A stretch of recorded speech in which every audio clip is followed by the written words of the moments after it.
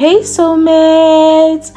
I decided to make a bubble gown that has drawstrings at the sides. So in this video, we're going to learn how to sew in drawstrings on the sides of our dress, our shirt, whatever it is. So if this is something you're interested in, then do well and keep watching.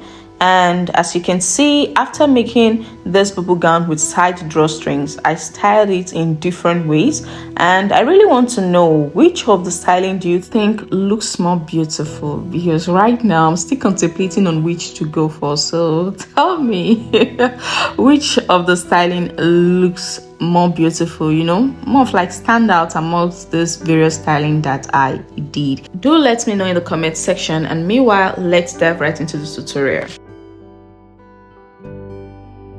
Although this is not necessary, but I just want to show you the materials I made use of. I made use of this Ankara fabric, so you can make use of any fabric of your choice.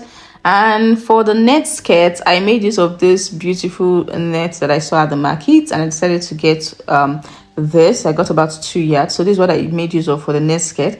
You can replace this net with a chiffon material, whatever you want to make use of, no problem. But that is not the focus for this tutorial. In this tutorial, I'm just basically going to go straight to the point. And like I stated earlier on, side drawstrings can be sewn on a shirt dress, a shirt, a gown, and lots more. So it's up to you to decide what you want to sew it to. So if you intend to make a bubble drawstring gown as well, like I did, I have several videos where I've shown how to easily make a bubble gown. So I will drop the link to those videos on the description box, or I'll pin them on the comments section, because like I stated earlier on, this video is solely on how to sew in a side drawstrings. So the very first step in making a side drawstrings is, for the sewing allowance, you will have to leave 1 or 1.5 inches. 1 or 1.5 inches. It is this sewing allowance that you use to create the channels where the rope for the drawstrings will pass through. So as you can see, I added 1 inch for sewing allowance on my bubble pattern. As you can see, I added the 1 inch, and if you wish to add 1.5 sewing allowance, no problem, you can do that. So after adding the 1 inch or 1.5 inch sewing allowance, the next step is to now mark out the length for your pattern. So be it a shirt dress, or whatever you're adding the side drawstrings to, always take note that for side drawstrings, when you're marking out the length, you have to add 15 or 20 extra inches to your desired length, so that it will create that ruffle effect, that folding effect you want once you draw those drawstrings rope at the side. So for me, the length that I want for this gown is 39 inches. Now for the side drawstrings, I added extra 17 inches to the 39 inches, giving me 56 inches.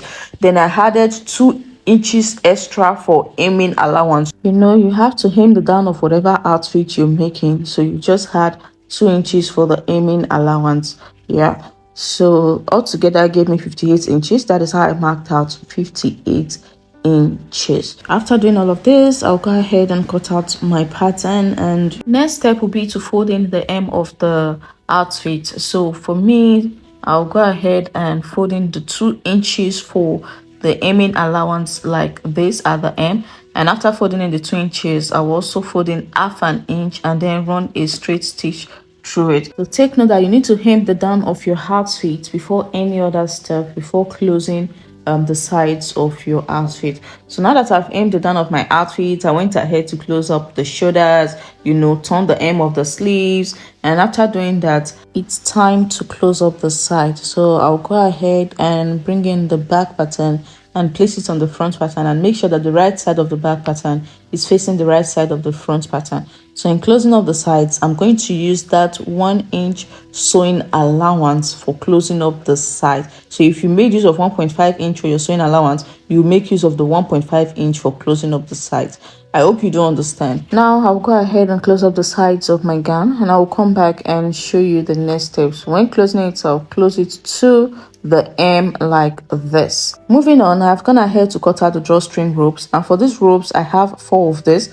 2 will be on one side and 2 will be on the other side, making it 4. So for the width, I made it 2 inches wide, as you can see, 2 inches wide, and for the length, take note that your drawstring rope has to be very long, so it's up to you to decide how long you want it to be. So it can be 40 inches long or 50 inches long. So for me, mine is 48 inches long, as you can see, 48 inches long. So it's up to you to decide, and I think 50 inches is the highest length you can. Anyone, there's no limit to the length, so it all depends on you how long you want your drawstring rope to be. Now I'll go ahead and close up the side of the rope by folding it into two like this, making sure that the wrong side is outside. So I'll fold it like this and I'll close up the side using 1/2 inch allowance. And after closing up the sides, I will also close up one end of the rope as well. So I'll go ahead and also do this to the other 3 ropes as well. So once that is done, I'll bring in the outfit, which of course I've already closed the sides, as you can see. So after closing the side, the next thing is to now create the channels that you want those ropes to pass through at the side. And in creating the channels, I'll go ahead and bring this 1 inch sewing allowance here on the side, and I'll place it on the side, and I'll fold in about 0.25 inch, and I'll run a stitch through it like this. So are you seeing it? So this is how I'll also place the 1 inch on the other side as well, and also fold in 0.25 inch and run a stitch through it till I get to where I want the channel to stop. So it's up to you to decide where you want your channels to stop. It can stop around the waist, it can stop around the hip, it can even stop around, you know, underarm, close to the sleeves. So it all depends on you where you want it to stop. So wherever you want it to stop, that's where your stitching will stop. I hope I'm making sense. Anyway, wherever seems confusing to you, just let me know in the comment section, and I will try my best as much as possible to respond to you. So I'll go ahead and do this, and I will come back and show you guys how it is looking like. So this is it. I have, you know, sewn the channels. I've closed up the channel, so you can see what I have on the right side of the fabric, and this is the wrong side of the fabric. So for me, I decided to stop my channels close to the underarm, close to underneath the sleeves. So it all depends on you. You can stop on around your waist, I mean.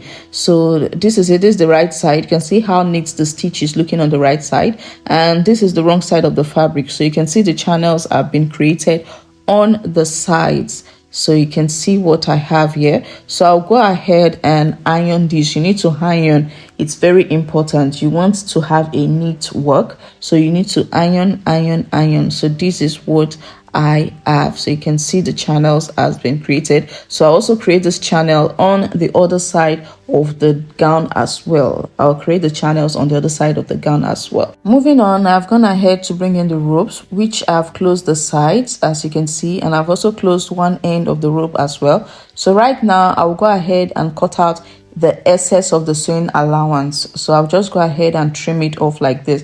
So the reason for trimming off is because I don't want the process whereby after flipping this rope to the right side, the rope feels so bulky. So I have to cut out this excess so it doesn't feel bulky once I turn this rope to the right side. I hope you do understand, and be very careful when trimming off so you don't cut open the stitches. So this is me cutting out the excess sewing allowance here.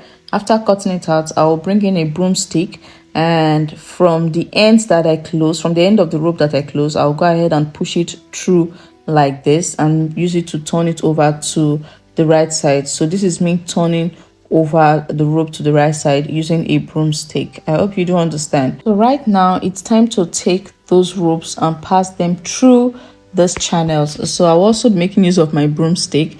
So in passing it, you see this side of the rope that is open. This is the side that I'm going to put inside like this. So I'm going to put one rope inside one of the channel. So please watch.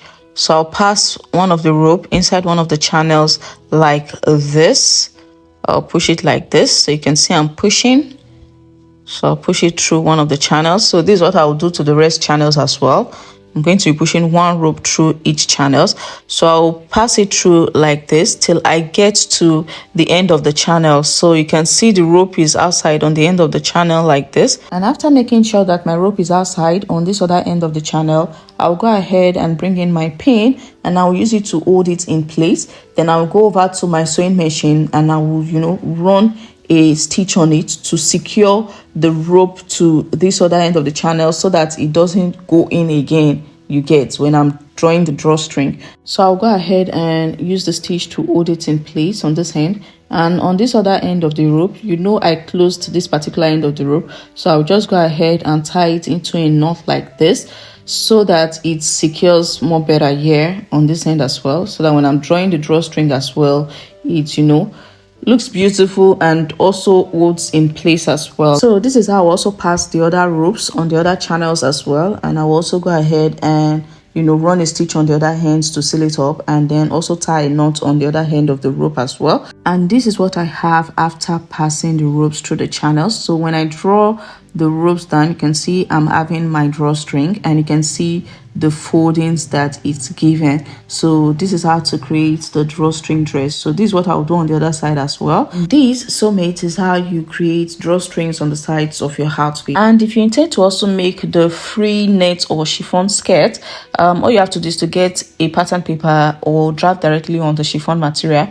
So for the pattern paper, I came down by 8 inches like this to get the hip line, and I will use my rule to connect this to get a straight line like this. So this line is the hip line. So next, I'll divide my round hip measurement by 4 and mark it out. So my round hip measurement is 14 inches. 40 divided by 4 gives me 10 inches. And I'll mark that on the hip line. I'll also mark that on the waistline here, and I will also mark it on the M as well. Mark out the 10 inches on the M as well. So remember that this skirt, since it's a free skirt, there's going to be an elastic at the waist. So the reason why I marked out hip measurement on the waist. So I added 2 inches for ease, because this skirt is a very free skirt. It's not fitted to the body, so I added 2 inches. You can add 3 inches or 4 inches depending on how much ease you want for the skirt. So I also added the 2 inches to the hem, and I connected this straight to the hip line like this.